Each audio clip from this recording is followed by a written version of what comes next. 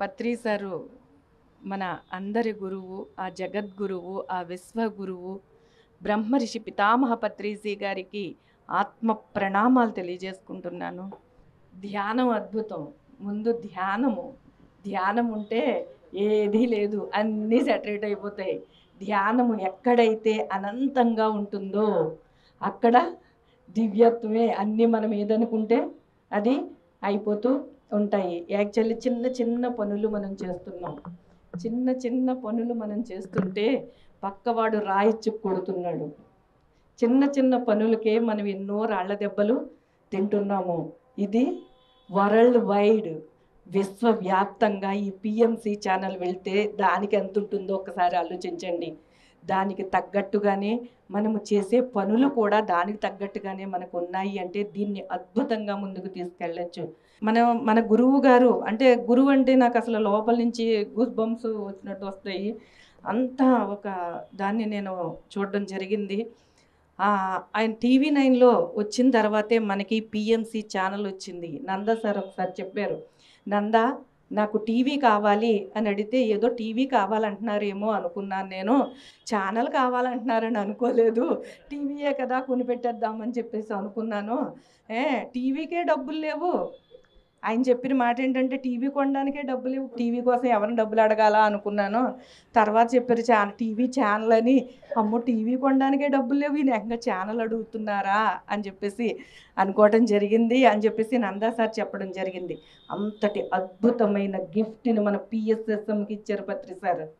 TV channel మనము ఏ ఒక్క ఛానల్కైనా వెళ్ళి మన గురించి అలా కూర్చుని మాట్లాడగలిగే కెపాసిటీ మనకుందా? ఈరోజు మన ఇంట్లో ఉంది పిఎంసి, మన ఇంట్లో మనది అనుకుంటే గనక అవేమి వేటిని మనము వచ్చిన ఏటిని లెక్క చెయ్యము. ఎందుకంటే ఉంటాయని మనకి తెలుసు. ఇందులోకి వచ్చిన తర్వాత నందప్రసాద్ గారు చెప్పారు, ఆధ్యాత్మికత రెండు వైపులా పదునున్న కత్తి అని. ఆ రోజుల్లో చెప్పినప్పుడు అర్థం కాలేదు, కానీ ఇప్పుడు అది క్లియర్గా అర్థమవుతోంది. ఓకే, ఏదైనా చేద్దామని ముందుకు దిగితేనే దాని యొక్క లోతులు తెలుస్తున్నాయి. ఇక్కడికి రావడానికి యాక్చువల్లీ జూన్లోనే అడిగారు, భయం వేసింది. ఎందుకంటే చుట్టూ ఉన్నవన్నీ చెవుల్లో పడుతున్నాయి. అమ్మో మనకెందుకు, ఇది మన వల్ల అయ్యే పని కాదు అని. మళ్ళీ ఇప్పటికి నవంబర్ వచ్చేటప్పటికి మళ్ళీ వచ్చింది, మీరు ఉండాలి అని చెప్పేసి. అయితే ఎవరైతే చెబుతున్నారో, ఎవరైతే అంటున్నారో వారికి ఏమైనా నేను చెప్పగలనేమో అని ఇక్కడ దాకా రావడం జరిగింది. కానీ నాకు రికార్డుతో సహా పేపర్ ఫైల్ కావాలి నాకు. ఎవరైతే నా దగ్గర మాట్లాడారో, ఎవరైతే ఈ ఫైల్స్ ఇవన్నీ వాట్సాప్లో పంపించారో ఇవన్నీ వారికి చూపించాలి. ఒక ఇన్ఛార్జ్ తీసుకోవడం ఒక్కటే కాదు, అంటే ఇన్ఛార్జ్గా ఒక ప్రాంతానికి మనకి ఎంపిక జరిగింది అంటే అక్కడ యొక్క బాధ్యతని వారి యొక్క బాధ్యతని మనం తీసుకుంటున్నాము అని అర్థం చేసుకుని ప్రతి ఒక్కరికి కూడా దీని యొక్క పిఎంసిలో ఏం జరుగుతోంది, ఎలా జరుగుతోంది అని అంత రికార్డు వాళ్ళకి మనము ప్రతి ఒక్కరికి తెలియచేయాలి. ఎందుకంటే ఇక్కడికి వచ్చేటప్పటికి అమ్మో ఇప్పుడు పిఎంసిని మళ్ళీ ఎక్స్ట్రా బాధ్యతలు చెప్తారేమో, ఇప్పుడు ఎలాగ అన్నీ తిరిగి చేయగలమో లేదేమో. కానీ ఇది పత్రి సార్ బాధ్యత. పిఎంసి అనేది పత్రి సార్ బాధ్యత. ఎందుకు అంటే మనము కూర్చున్నాము అంటే, ఉన్నాము అంటే మన చుట్టుపక్కల ప్రాంతంలో మనము ధ్యానము చెప్పగలము. కానీ మొత్తం వరల్డ్ వైడ్ మొత్తం ఇదంతా కూడా ఈ పిఎంసి ద్వారా మనము ధ్యాన ప్రచారం చేయగలుగుతున్నాము. పత్రి సార్ మొత్తం అన్ని దేశాలు, దేశ విదేశాలలో తిరిగి ధ్యానం చెప్పి వచ్చిన తర్వాత పిఎంసి మనకు వచ్చింది. మనము కూడా ప్రాంతాల్లో తిరిగి వచ్చిన తర్వాత కొంత వర్క్ అనేది జరుగుతుంది. అప్పుడు తర్వాత పిఎంసి వచ్చిన తర్వాత చెప్పారు పత్రి సార్, ఏమన్నారంటే నా వర్క్ ఇంకా అయ్యింది అని చెప్పేసి నేను ఎందులోనో వినడం జరిగింది. అంటే పిఎంసి వచ్చింది, పిఎంసి చూసుకుంటుంది. ఆ పిఎంసిని మనం ఎలా చూసుకోవాలి, ఆ పిఎంసిని మనం ఎలా చూసుకోవాలంటే ప్రపంచ దేశాలన్నీ తిరిగి ఈ పిఎంసిని స్థాపించి వచ్చారు పత్రి సారు. ఆ పిఎంసిని మన బాధ్యతగా తీసుకుని అందరిలో ఉన్న అపోహలని తొలగించి ఏంటంటే 2012లోనూ ధ్యానంలోకి రావడం జరిగింది. వచ్చిన తర్వాత పత్రి సార్ కోరిక మేరకే ఆ పిరమిడ్లు నాకు కావాలి అని చెప్పేసి గడ్డం పట్టుకుని బ్రతిమాలి, ఇలా ఈ పిరమిడ్లు నాకు కావాలి, ప్రపంచ మహిళా ధ్యాన మహాచక్రానికి కావాలి అని చెప్పేసి అడగడంతోనే ఆ పిరమిడ్లో కాలు పెట్టడం జరిగింది. అప్పుడు దాకా గుమ్మం కదిలి బయటికి రాని నేను ఆ పిరమిడ్లు పట్టుకుని కడతాల దాకా వచ్చాను. ఫస్ట్ ఏం చెప్పారు సార్, పత్రి సార్ ఫోన్ చేసి ఫస్ట్ పిఎంసి కట్టమని చెప్పారు ఫోన్ చేసి. పిఎంసీకి కట్టిన తర్వాత నువ్వు కట్టాలకి రమ్మని చెప్పేసి కరోనా టైంలో ఫోన్ చేస్తే ఫస్ట్ ఆ పిరమిడ్లు పట్టుకుని కట్టాలకి ఈ పిఎంసీ ఆఫీస్కి 2020లో నేను ఇక్కడికి రావడం జరిగింది. వచ్చిన తర్వాత ఇది ఇక్కడ పిరమిడ్లు కట్టిన తర్వాత నేను అక్కడికి వెళ్ళడం జరిగింది. ఎన్ని చూశానంటే నేను ఎన్నో చూశాను, గుమ్మం కదలకుండా ఉన్న నేను. కానీ లాస్ట్లో 21లో పత్రి సార్ వచ్చి నా దగ్గరకు వచ్చి ఏంటి సంగతి మేడం అని అడిగారు.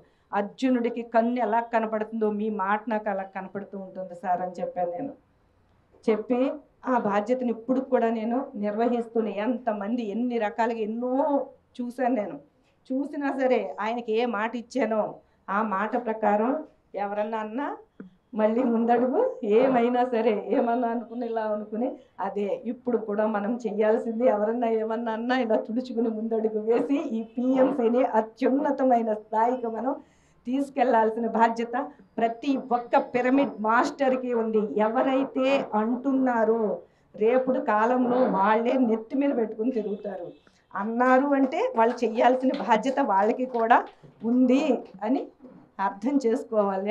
అందరూ కూడా ప్రతి ఒక్క మాస్టరు కూడా అద్భుతమైన గ్రేట్ మాస్టర్స్ అందరూ కూడా. ఆనంద్ గారు, బాలకృష్ణ గారు, అలాగే రాఘవరావు గారు, ఇక్కడ వెంకటేశ్వరరావు గారు, ఎందరో గ్రేట్ మాస్టర్స్ ఉన్నారు. వారందరికీ కూడా యాక్చువల్లీ ఈవిడ మాలనే వచ్చాను నేను. మహేశ్వరి గారు మొత్తం మీద నన్ను ఇక్కడ తీసుకొచ్చేసారు, నన్ను మొత్తం బూడి కొట్టించేశారు అని చెప్పేసి ఆవిడ మాటలతోనే అనడం జరిగింది. సరే అని చెప్పేసి ఇక్కడ దాకా రావడం జరిగింది. తీసుకునేంత వరకునే ఎన్నో రకరకాల ఎనర్జీస్, ఎన్ని రకాలు అంటే ఒక్కొక్క వ్యక్తి ద్వారా చాలా అద్భుతమైన వర్క్ చేస్తున్నారు. ఇప్పుడు ఎంతో మందిని తీసుకుని ఎంతో మంది ఎనర్జీస్ కూడా అవసరం పడతాయి.